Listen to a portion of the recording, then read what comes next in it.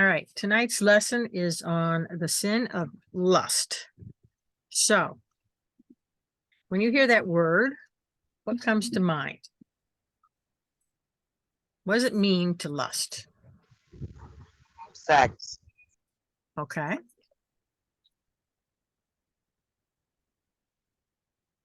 Anybody else?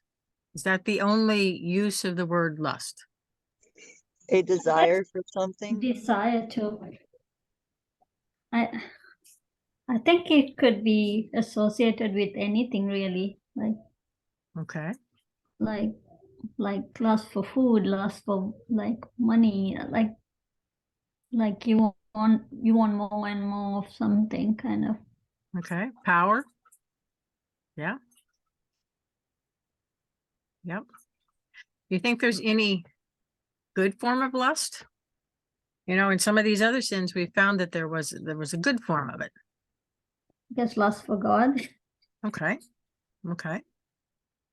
How about lust for life? Just a eagerness and enthusiasm for the life that God's given you. You think that's a good way of looking at lust? Yeah. Okay. So lust, like some of the other sins, has an emotional content to it. It has an emotional force behind it. It's directly associated with the thinking or fantasizing about whatever it is that you're desiring. So it goes beyond the doing. It's got a major thought piece to it. That it's a consuming thinking, a consuming fantasy about it. Obviously, lust in a sexual way is the primary way that we think about this, but lust can be an inordinate craving for any pleasure of your body or your eyes or anything, an inordinate craving for something that is pleasurable to you. So that's where the emotion part comes in. So lust could be defined as an intense or unrestrained sexual craving.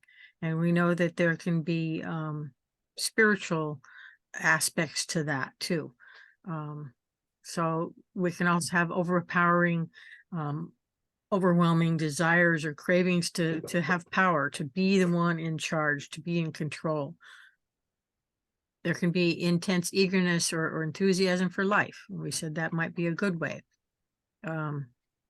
But all of the bad pieces of lust in some way incorporate an idea that we're objectifying another person for our own selfish purposes. So can you think of some ways that we might do that other than in a sexual way? Thinking about somebody else as an object rather than a person.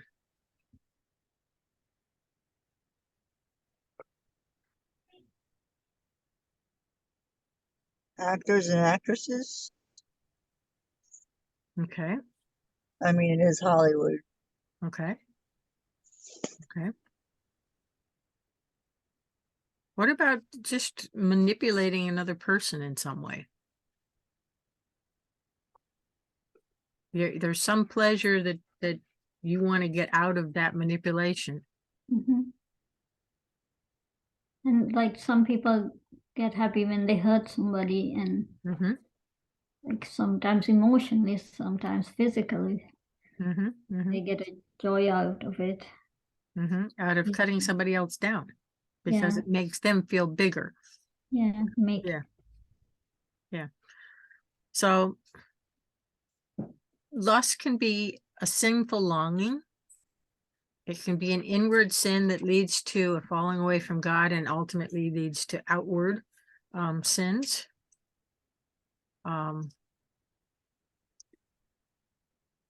The original sin of lust starts in the mind, as do most sins. Most sins start with a thought.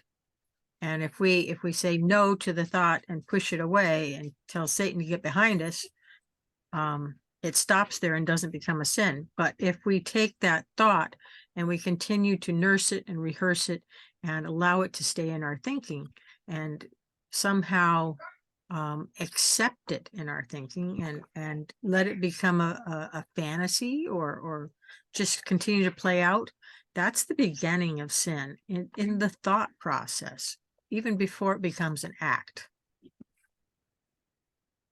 And Jesus talked a lot about that.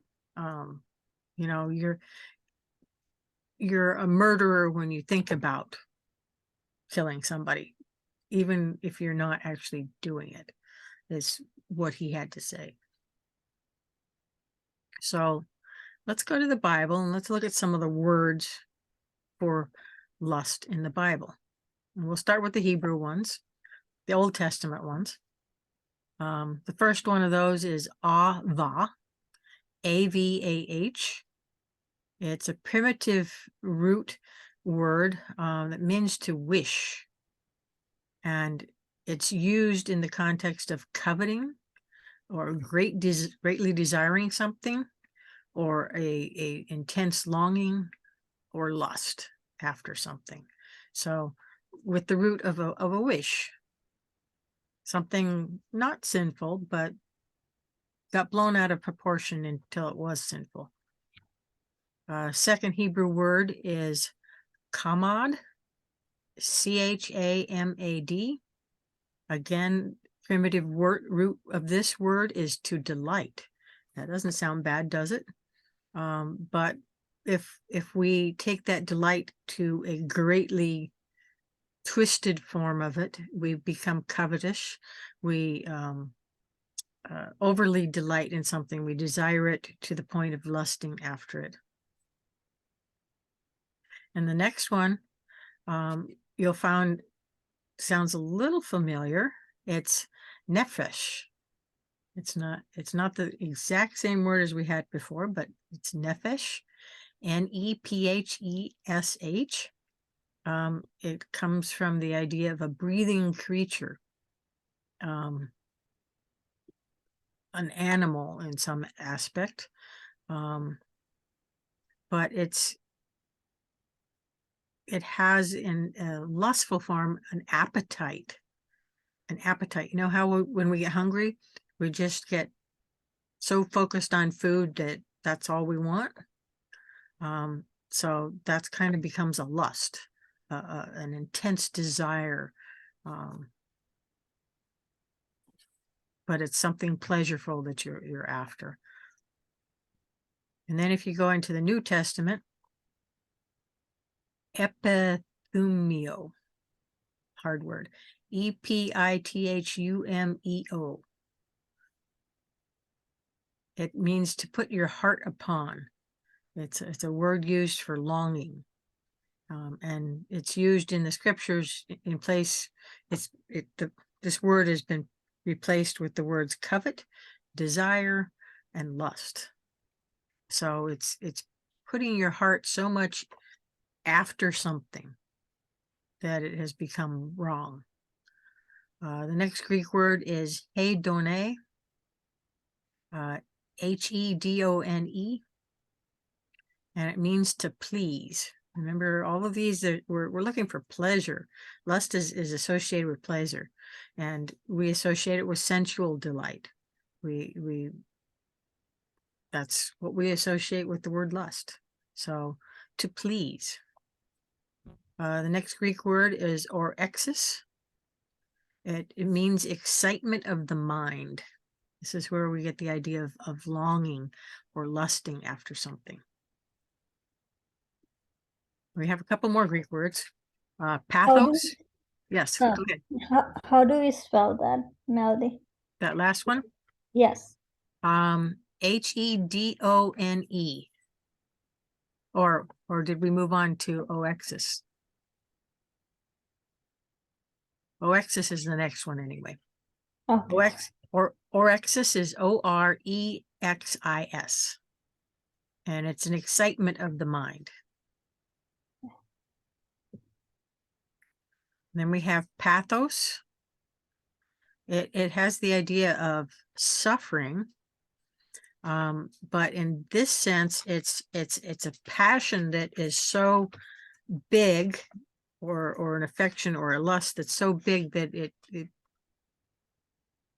has a suffering to it, that if we can't have it, we're going to hurt emotionally or whatever. That's the Is that size of it. is that similar to like dying to self, like martyring yourself to, you know, so you'll suffer for somebody else to not feel the pain type of idea? Yeah, that's another version of suffering, but this particular word, pathos, is associated with lust. This is one particular word. It has some associated words that have other suffering meanings.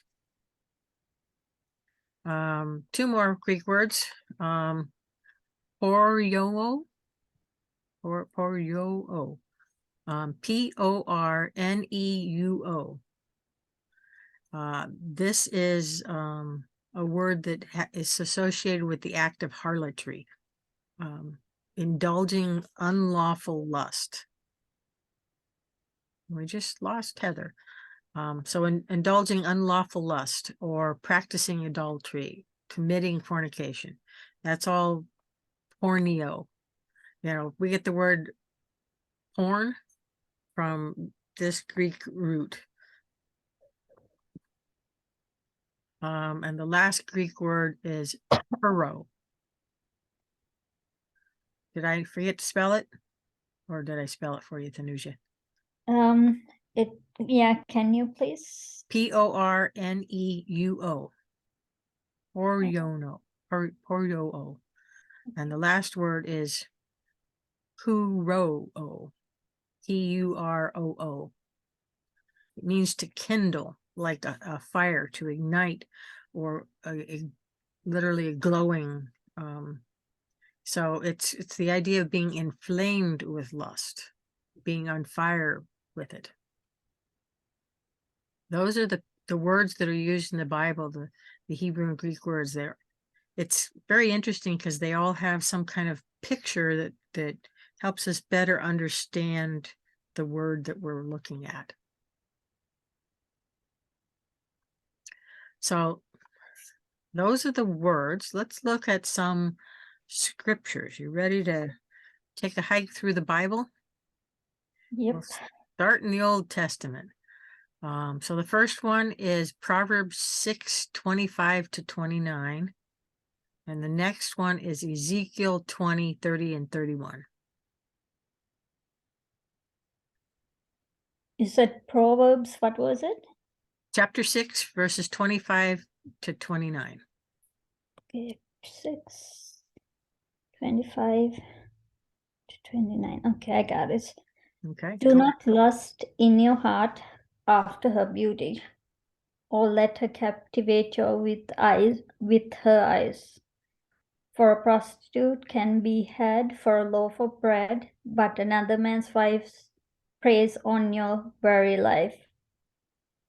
Can a man scoop fire into his lap without his clothes being burned? Can a man walk on hot coals without his feet being scorched? So is he who sleeps with another man's wife. No one who touches her will go unpunished. Okay. This is Solomon. He's warning us about adultery. Yeah. Yeah. And those are interesting pictures. He's talking about fire, that the act of adultery is like heaping fire in your lap and being scorched by it, and that nothing that touches the adulteress or this act of adultery goes unpunished.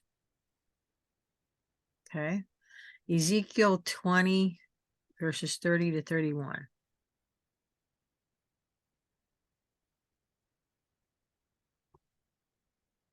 Do you have that one, Clarissa, or not?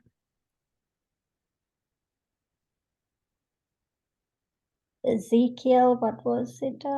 Chapter 20, verses 30-31. 30-31.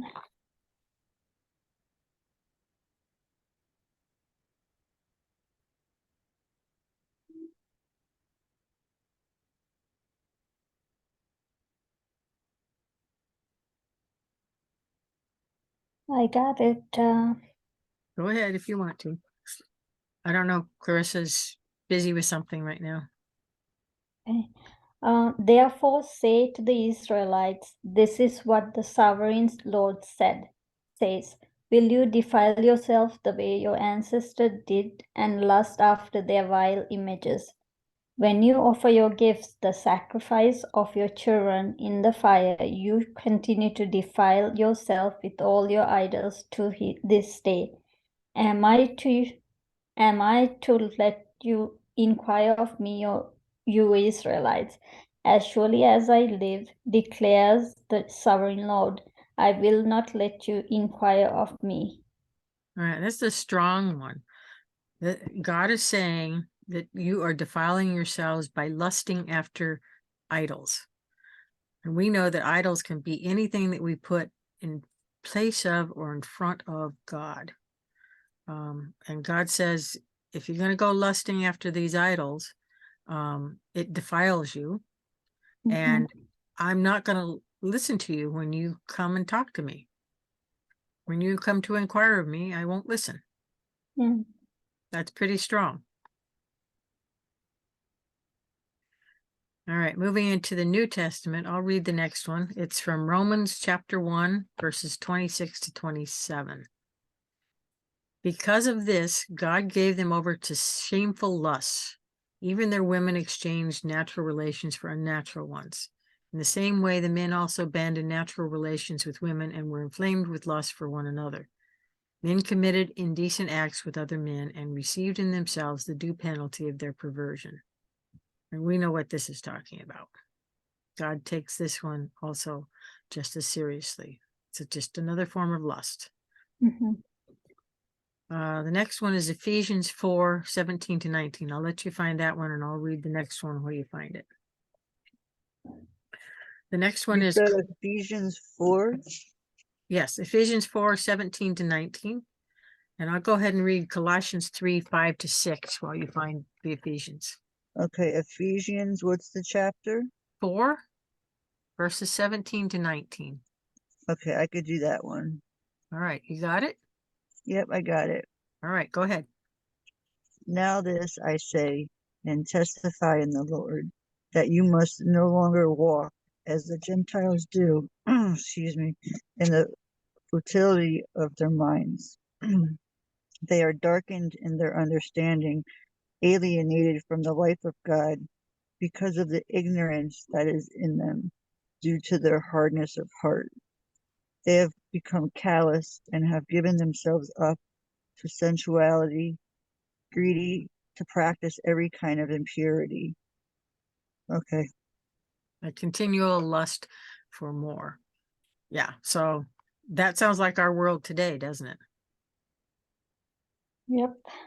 Absolutely. Hardened hearts, and everywhere you look, every turn you take, somebody is doing some kind of lustful, sinful, impure, sensual something. Our next one is Colossians 3, 5 to 6, and somebody can look up 1 Thessalonians 4, 3 to 8. I'll read the Colossians while you do that. Colossians 3, 5 to 6. Put to death, therefore, whatever belongs to your earthly nature: sexual immorality, impurity, lust, evil desires, and greed, which is idolatry. Because of these, the wrath of God is coming. So God's going to pour out his wrath on those that continue in the earthly nature, and there's a whole list: sexual immorality, impurity, lust, evil desires, and greed. And God says that's all forms of idolatry, and I'm going to pour out my wrath on those people. All right, Thessalonians 4, 3 to 8.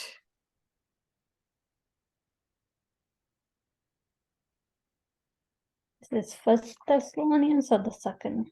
First. First.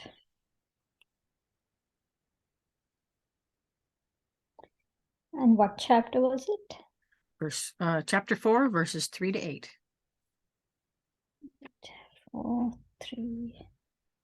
Okay. It is God's will that you should be sanctified, that you should avoid sexual immorality, that each of you should learn to control your own body in a way that is holy and honorable, not in passionate lust like the pagans who do not know God, and that in this matter no one should wrong or take advantage of a brother or sister. The Lord will punish all those who commit such sins, as we told you and warned you before.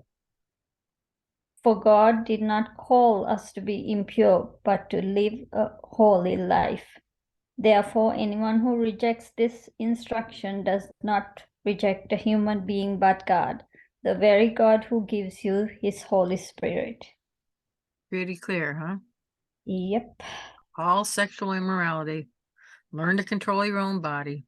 Be honorable and holy, and don't wrong the other person, because part of lust has an object. Lust has an object, and if that object is another person and you start looking at them as an object rather than a human being, if you fulfill your lusts, you harm the other person as well as yourself. 1 John 2:16-17 says, do not love the world or anything in the world. If anyone loves the world, the love of the Father is not in him. For everything in the world, the cravings of sinful man, the lust of his eyes, and the boasting of what he has and does, comes not from the Father, but from the world. The world and its desires pass away, but the man who does the will of God lives forever. So, cravings of sinful man, lust of his eyes, boasting of what he has and does. And then I also searched through the Message. And if you remember, the Message is a transliteration of the Bible. It's not a direct translation. It's a modern day retelling of what the scripture is talking about. But here's 3 verses from that version of the Bible. James chapter 1, verses 14-15. The temptation to give in to evil comes from us and only us. We have no one to blame but the leering, seducing flare-up of our own lust. Lust gets pregnant and has a baby, sin. Sin grows up to adulthood and becomes a real killer. And then James chapter 4, verses 1-2. Where do you think all these appalling wars and quarrels come from? Do you think they just happen? Think again. They come about because you want your own way and fight for it deep inside yourselves. You lust for what you don't have and are willing to kill to get it. You want what isn't yours and will risk violence to get your hands on it. And there's a picture of non-sexual lust. You're lusting after something and you'll do anything to get it. And then Matthew 5:28. You know the next commandment pretty well too. Don't go to bed with another spouse. But don't think you are preserved by your virtue simply by staying out of the bed. Your heart can be as corrupted by lust even quicker than your body. Those leering looks you think nobody notices, they also are corrupt.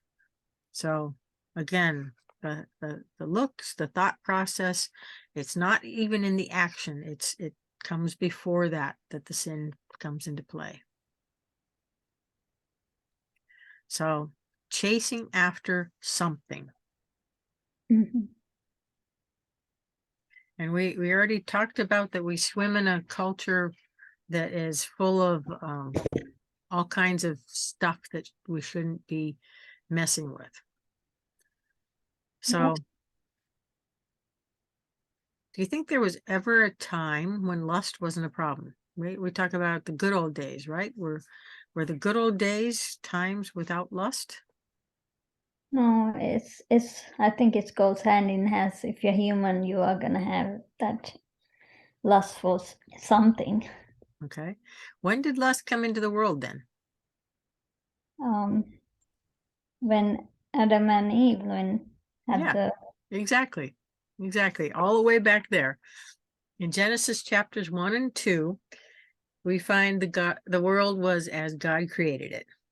It was a sinless nudist colony. in a sensual garden where man and women lived together in perfect fellowship with their creator. And God wasn't a prude. He made bodies beautiful, and he intended man to procreate. But it got messed up, didn't it? Yeah. When man and woman decided that they wanted to be like God. They wanted to do what God told them not to do. And then they ended up grabbing fig leaves and making coverings for themselves. Anybody ever been around a fig tree?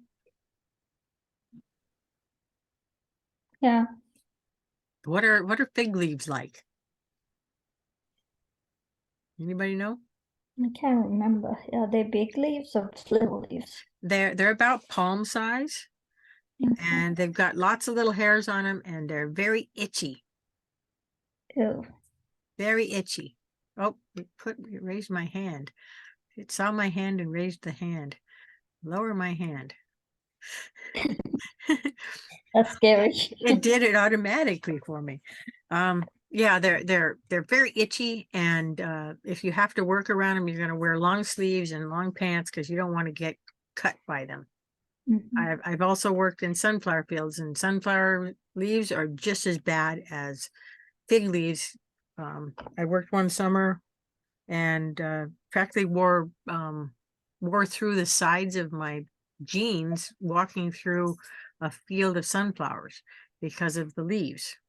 So that's what they chose to cover themselves with. They were so desperate to cover themselves because they knew good from evil now that they chose fig leaves.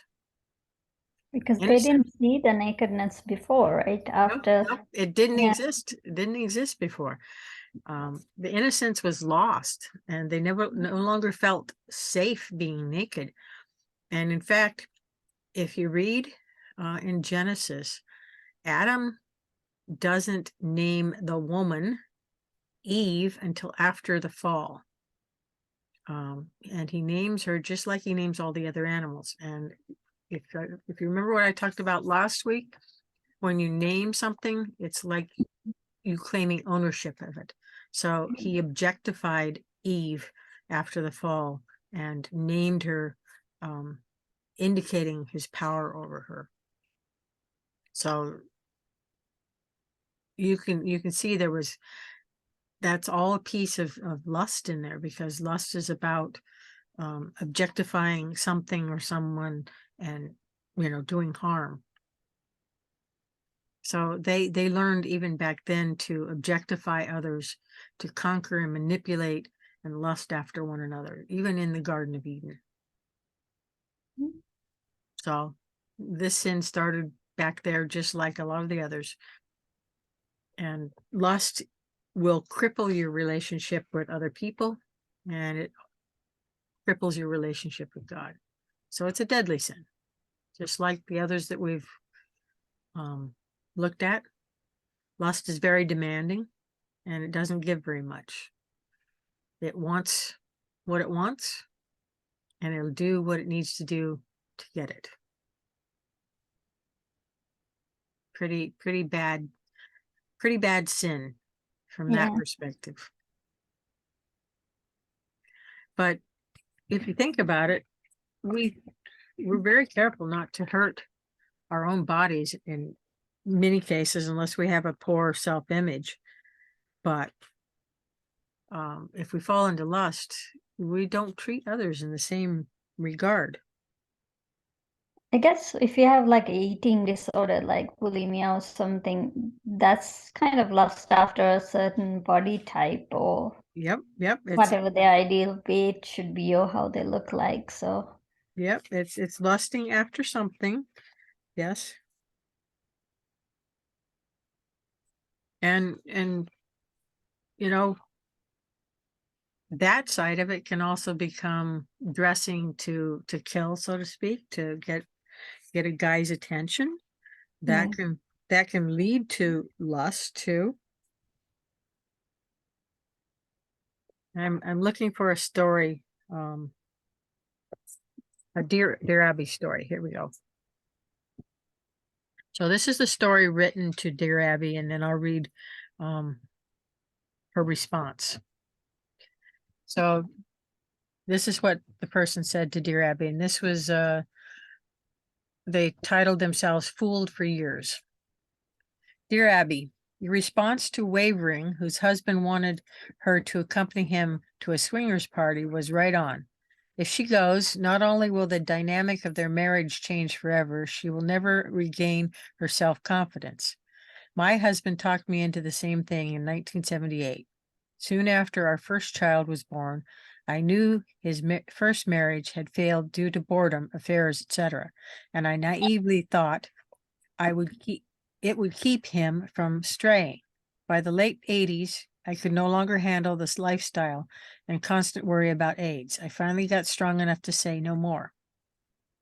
In 2001, 1 year short of our silver anniversary, and that's 25 years of marriage, I learned my husband had been having affairs throughout our entire relationship, with or without the parties.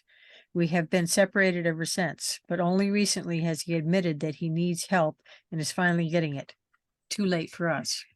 Throughout our entire marriage, I never felt good enough because my husband always wanted something more. I didn't know until I began counseling after our separation that there was nothing I could have done to change his behavior or satisfy him. I wish I could take back all the swinging. I am so ashamed. I have herpes, but thank God I don't have AIDS. Please tell Wavering never to give in. Due to the sexual addiction, it's possible that her husband is already cheating. Fooled for years is how this person signed it. Dear Abby responds, Dear Fooled, thank you for the powerful testimony. While some couples agree that swinging opens up new doors of adventure, I see it as slamming the door on what should be a precious, meaningful, mutual demonstration of love between husband and wife. Regret is the cancer of life. You can't change the past. I hope you are still counseling because it will help you to forgive yourself for your mistake. So a woman will never be loved the way her soul longs to be loved by following the path of lust, any more than the husband will.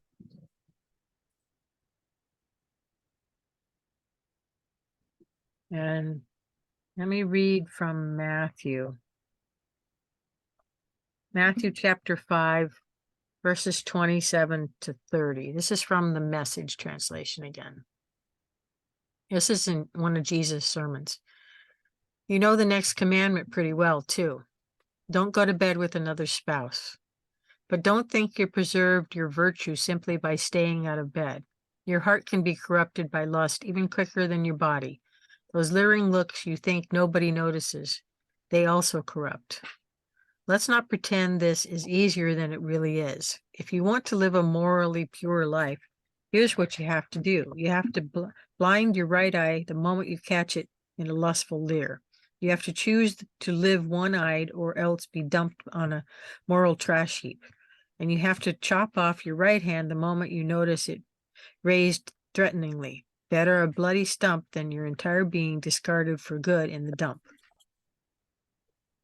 So Jesus is saying, you got to stop it before it gets really going. If you have to, give up some stuff. He's figuratively using an eye and a hand, but give up some stuff to keep yourself from the temptation. That's Jesus' response to it. And Solomon, when he did Proverbs, he talked about, you see a prostitute or you see a loose woman, turn the other way. Don't even cross in front of her house. Don't let it be there. And whether you believe it or not, what you put into your mind, images, words, what you hear, what you see, even if you don't think it's affecting you, it is. If you're seeing the trash that's on TV, it's going to affect you. It's going to affect you. So for lust, beware. Catch it when it's still small and stop it in its tracks. It's the only way to deal with lust. So we have one more deadly sin. It's greed. And that will be next week will be greed. And our animal for next week is a frog. And I will end the recording here.